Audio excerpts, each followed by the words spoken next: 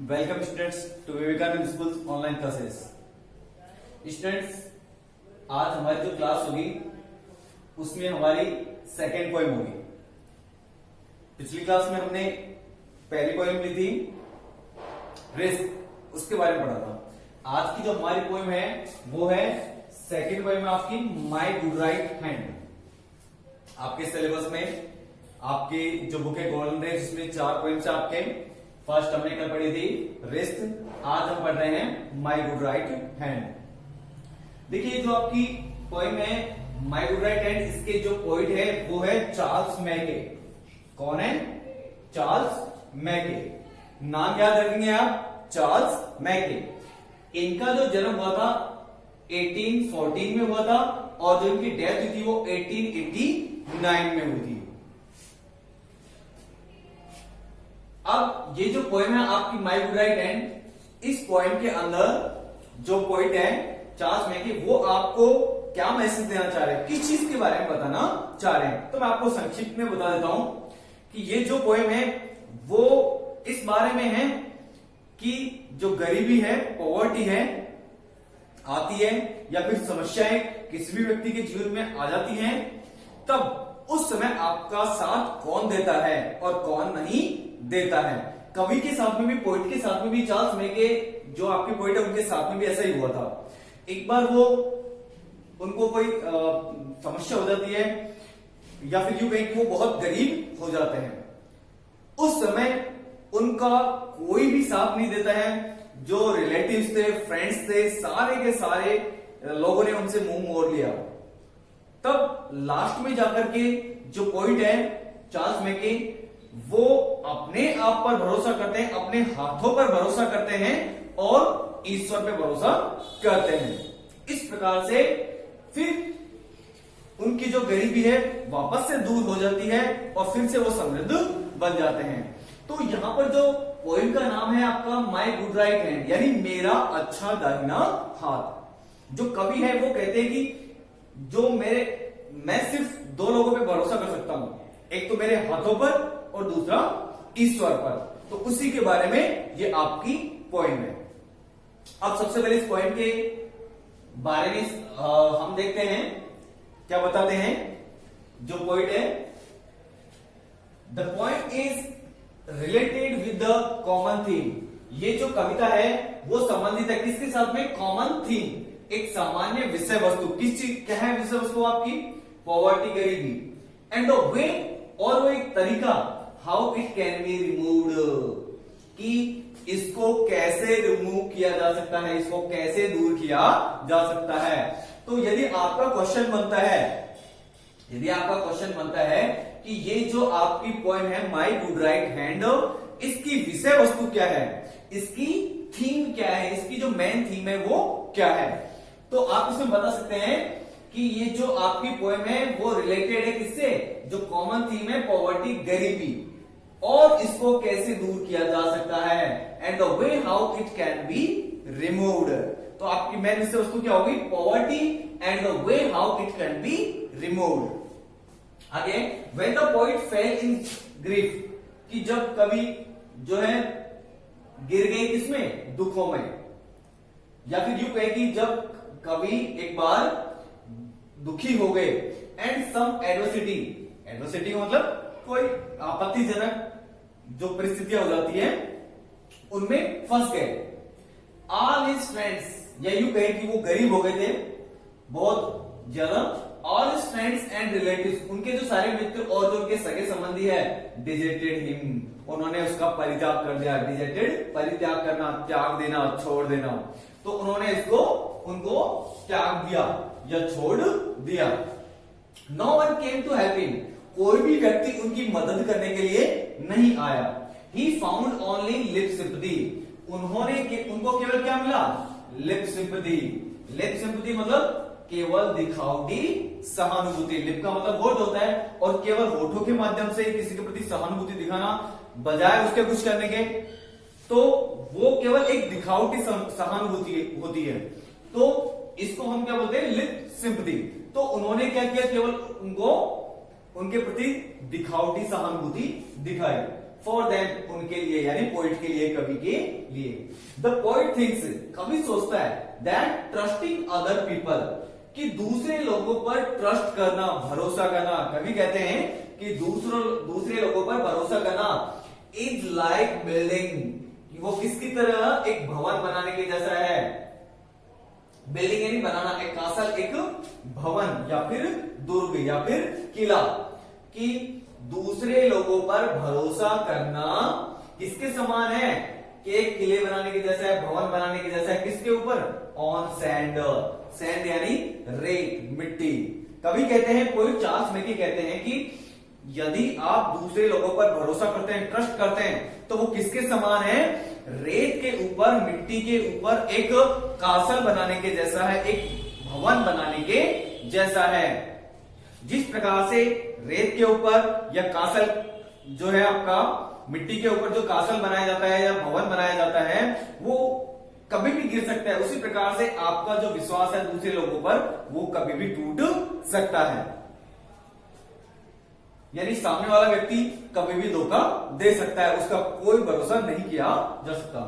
Therefore इसीलिए ही decided, उन्होंने निश्चय किया, और इसीलिए कवि चार्ल्स मैकी ने निश्चय किया टू बिलीव इन गॉड, भगवान पे भरोसा करने का, and the hard work to be done by himself, और जो कठिन कार्य है या कठिन परिश्रम है, किसके द्वारा किए जाने का, स्वयं के द्वारा किए जाने का।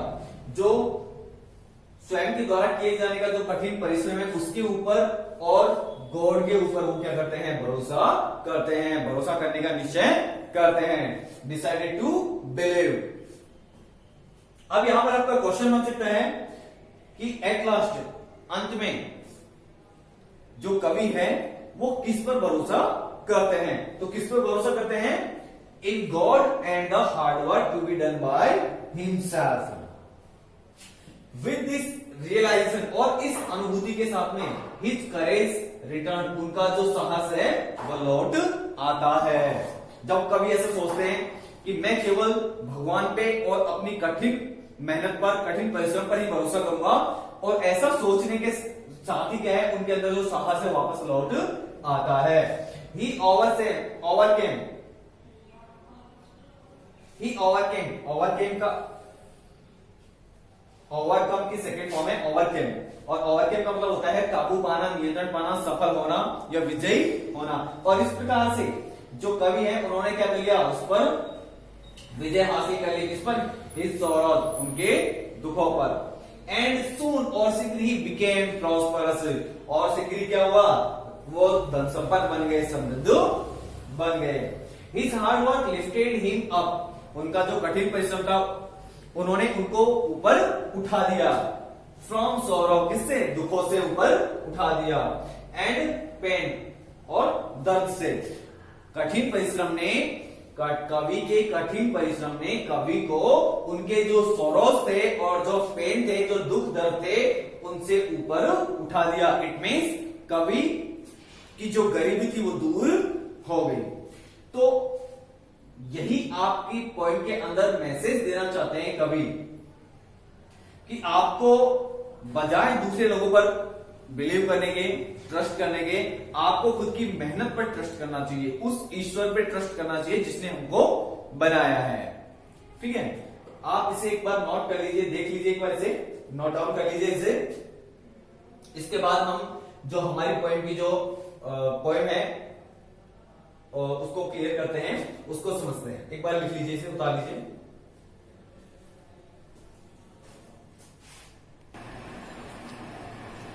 हाँ तो स्टूडेंट्स देखिए, अब पोएम की जो लाइन्स है उनका हम ट्रांसलेशन करते हैं, उनका एक एक्सप्लेनेशन करते हैं। पोएट कहते हैं, I fell into grief and began to complain. I looked for a friend. I looked for a friend, but I sought in vain. Companions were shy and acquaintances were cold. They gave me good counsel, but dreaded their God. Let them go, I exclaimed. I have a friend at my side to lift me and aid me whatever betide. To trust to the world is to build on the sand. I shall trust, but in heaven and my good right hand. देखिए यहाँ पर आपके दो stanza है, चार लाइनों के। आपकी इस पोएम में टोटल 4 स्टेंजा है। पहला जो आपका स्टेंजा है उसको देखते हैं हम। देखिए, I fell into grief. Poet, I means यहाँ पर आई का मतलब क्या है? आई का मतलब है यहाँ पर पोइट। आई से मतलब है यहाँ पर पोइट। कभी कहते हैं कि आई फेल इनटू ग्रीफ, कि मैं फेल यानी गिर गया या फिर हो गया दुखी। एंड बिगेन टू कंप्लेन, और मैंने शुरू कर दिया, कंप्लेन करना शुरू कर दिया, मैंने शिकायत करना शुरू कर दिया। किससे? ईश्वर से। आई लुक, मैंने देखा। For a friend, look for ये एक फ्रेजल वर्ब है, और इसका मतलब होता है तलाश करना या फिर ढूंढना। तो कभी कहते हैं, कोई कहते हैं I look for a friend, कि मैंने एक मित्र की तलाश की। But I sought in vain, लेकिन सॉट यानी पाना, ठीक है, या पाया या फिर मिलना। But I sought in vain का मतलब होता है व्यर्थ में ही या बेकार में। कभी कहते हैं, कोई कहते हैं कि मैंने जब कभी दुखी हो गए, गरीब हो गए, कुछ समस्याएं उनके सामने, तो उन्होंने एक ऐसे फ्रेंड की तलाश की जो उनकी मदद कर सके। लेकिन क्या मिला? कुछ भी नहीं मिला, सब कुछ बेकार। ऐसा कोई साथी उनको मिला नहीं जो उनकी मदद कर सके। कंपेनियंस वर शाय, जो उनके कंपेनियंस थे, जो उनके साथी थे, वर शाय। शाय का मतलब क्या होता है? शर्माना या फिर कतराना। जो उनके कंपेनियंस थे, जो उनके साथी थे, वो क्या करने लगे? अब कतराने लगे, उनसे दूर भागने लगे। एंड एक्वांटेंस, जो उनके साथी थे वो उनसे अब कतराने लगे। एंड एक्वांटेंस, और जो उनके परिचित लोग थे, वर कॉल्ड का मतलब वैसे ठंडा होता है, लेकिन यहां पर कॉल्ड से मतलब है रूखे हो जाना या फिर उदासीन हो जाना। तो उनके जो साथी थे वो उनसे कतराने लगे, और जो उनके परिचित थे वो उनसे उदासीन हो गए या फिर रूखे हो गए, या यूं कहें कि वो दूर हो गए। They gave me good console, poet कहते हैं कि उन्होंने मुझे अच्छे कंसोल किया, सांत्वनाएं प्रदान की। उन्होंने अच्छे काउंसल दिए, उनको अच्छी सांत्वनाएं दी। बट लेकिन वो डरते थे, घबराते थे। किससे? देयर गॉड, उनके पैसे से। अर्थात पॉइंट कहते हैं कि उनको डर लगता था कि कहीं हमसे पैसे ना मांग ले, और इसीलिए वो उनसे शाय करने लगे, कतराने लगे, कॉल्ड हो गए, रुके हुए, उनसे मिलने नहीं जाते। जिस रास्ते में कभी आता हुआ दिखाई देता, उस रास्ते की कन्नी काट लेते, दूसरे रास्ते में होकर चले जाते। तो कभी कहते हैं, एक बार जब मैं दुखी हो गया और मैंने जब शिकायतें करना शुरू कर दिया ईश्वर से, गौर से, फिर मैंने एक ऐसे मित्र की तलाश की जो मेरी मदद कर सके, लेकिन मुझे ऐसा कोई नहीं मिला। सब कुछ इन वेन यानी बेकार रहा या व्यर्थ रहा, यानी कि मेरी जो तलाश थी एक अच्छे मित्र की, वो बेकार रही, मुझे ऐसा कोई मिला नहीं। कंपेनियंस वर शाय, जो मेरे साथी थे वो मुझसे कतराने लगे, और जो मेरे परिचित थे वो भी कैसे हो गए? रूखे हो गए, उदासीन हो गए। They gave me good console, उन्होंने मुझे अच्छी सांत्वनाएं दी, अच्छी एडवाइसेस की। बट ट्रेडिड देयर गॉड, लेकिन वो उनके पैसे देने से या गोल्ड देने से वो डरते थे। आगे की 4 लाइन देखिए। लेट देम गो, उसके बाद कभी को गुस्सा आ जाता है और कभी चिल्लाते हैं। लेट देम गो, आई एक्सक्लेम, कभी कहते हैं कि उनको भाड़ में जाने दो। मैं चिल्लाया, I exclaim, I have a friend, कि मेरा एक मित्र है, मेरा अपना एक मित्र है। एट माई साइड, मेरी तरफ, कि मेरे पास मेरा एक अपना भी फ्रेंड है, एक मित्र है। टू लिफ्ट में, मुझे उठाने के लिए, लिफ्ट करने के लिए। एंड एड मी, और मेरी मदद करने के लिए। ऐड का मतलब होता है सहायता करना या मदद करना। तो कभी कहते हैं कि मैं गुस्से में चिल्लाया कि उनको बाहर में जाने दो या फिर उनको जाने दो। मेरे पास मेरा एक अपना मित्र है जो मुझे क्या करेगा, लिफ्ट करेगा, ऊपर उठाएगा दुखों से, दर्द से, मेरी परेशानियों से, एंड एड मी, और मेरी मदद करेगा, मेरी सहायता करेगा। What ever betide, what ever यानी चाहे जो कुछ भी, और बिटाइड का मतलब होता है घटित होना, कि चाहे जो कुछ भी हो जाए, कि मेरी तरफ मेरा एक अपना मित्र है जो मेरी मदद करेगा, मेरी सहायता करेगा, मुझे दुखों से ऊपर उठाएगा या दुखों से बाहर निकालेगा। टू ट्रस्ट, आगे जो पॉइंट कहते हैं, to trust to the world, कि संसार के ऊपर भरोसा करना। वर्ल्ड से मतलब है संसार, और संसार से मतलब है संसार के लोग। To trust to the world, कि संसार के लोगों पर भरोसा करना, वो किसके समान है, it's to build on the sand, कि रेत के ऊपर, सैंड के ऊपर एक कासल बनाने के जैसा है, एक दुर्ग बनाने के जैसा है, या भवन के ऊपर भवन बनाने के जैसा है। कोई कहते हैं कि दुनिया के लोगों पर या लोगों पर भरोसा करना रेत के ऊपर महल बनाने के जैसा है। आई शैल ट्रस्ट, मैं भरोसा करूंगा।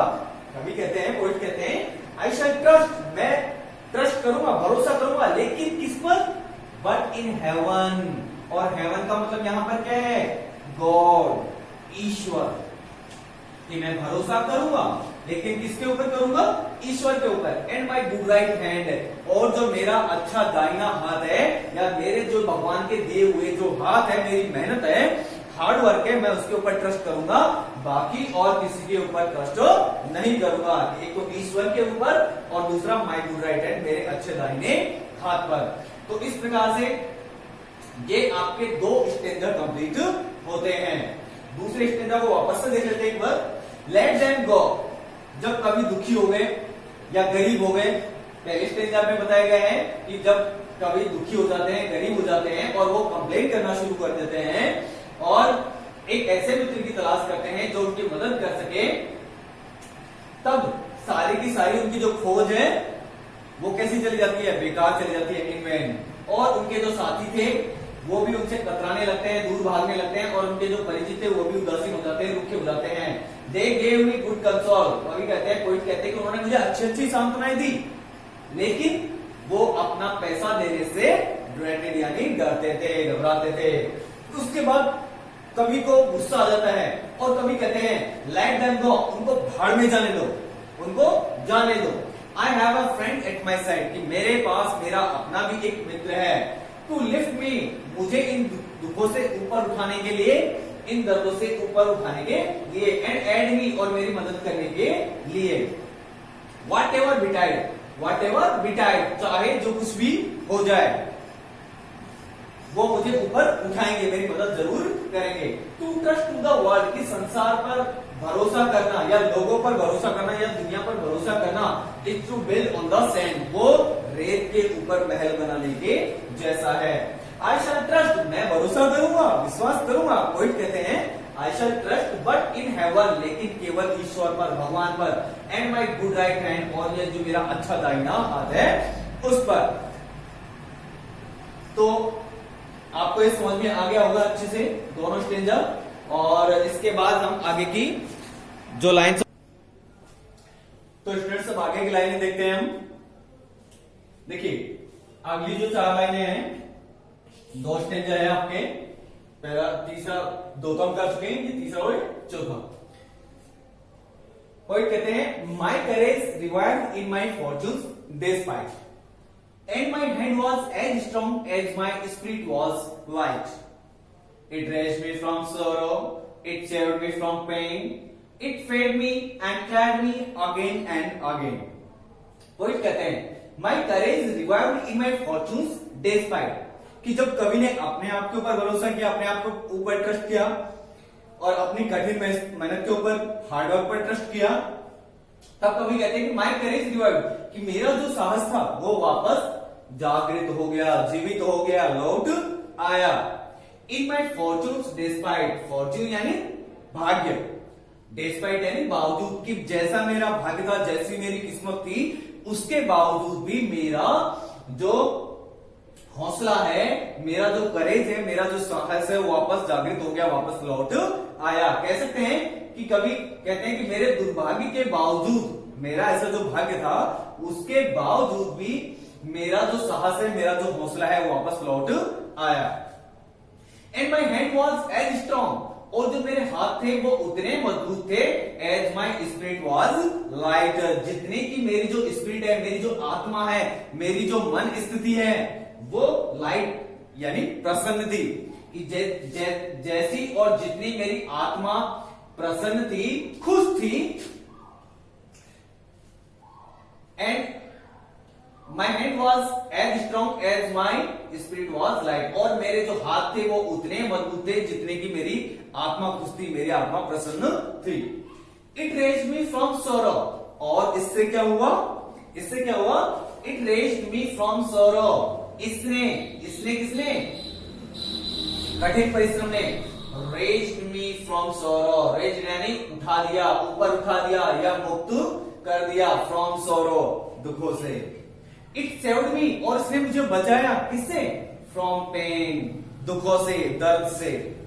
इट फेड मी, इसने मुझे, फीड की सेकेंड फॉर्म है फेड, इट फेड मी, इसने मुझे खिलाया, एंड क्लैड मी, और मुझे, क्लैड का मतलब होता है कपड़े पहनाना, वस्त्र पहनाना या फिर ढकना, और इसने मुझे कपड़ों से ढक दिया या कपड़े पहनाए, अगेन एंड अगेन, बार बार इसने मुझे, मेरी मेहनत ने मुझे बार बार खिलाया, खूब सारा खिलाया, खूब खिलाया, और मुझे खूब अच्छे से कपड़े पहनाए, यानी अब कभी को कोई भी कभी कमी नहीं थी।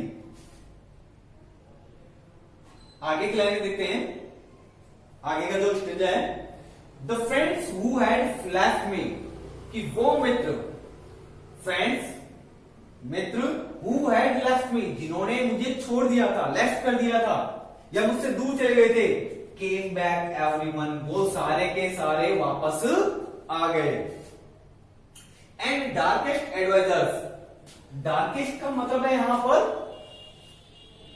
स्वार्थी, जो स्वार्थी मित्र थे, एडवाइजर थे, जो सलाहकार थे, लुक्ड, वो दिखते थे, कैसे दिखते थे, ब्राइट यानी प्रसन्न, एकदम चमकीले, चमकीले से मतलब है यहां पर प्रसन्न, एज द सन, सूर्य की तरह, जिस प्रकार से सूर्य चमकता हुआ दिखाई देता है, उसी प्रकार से वो जो स्वार्थी, जो मित्र थे, परिचित लोग थे, जो सलाह देने वाले लोग थे, वो अब बिल्कुल खुश दिख रहे थे, प्रसन्नता के साथ में बात कर रहे थे, और जब कभी पहले जब गरीब थे तब उनसे कोई मिलता भी नहीं था।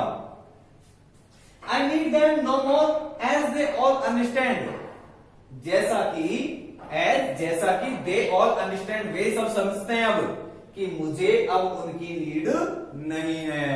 आई नीड देम नो मोर, अब मुझे उनकी और अधिक आवश्यकता नहीं है, नो मोर यानी और अधिक नहीं, मुझे अब उनकी और जरूरत नहीं है। एज दे ऑल अंडरस्टैंड, जैसा कि वे सभी समझते हैं। आई थैंक दी का मतलब है यहां पर यू, दी से मतलब है यू, आई थैंक यू या आई थैंक दी, मैं आपका धन्यवाद करता हूं। आई ट्रस्ट दी, वही दी का मतलब यू, मैं तुम पर भरोसा करता हूं। माई गुड राइट हैंड, मेरे अच्छे दाहिने हाथ। वापस एक बार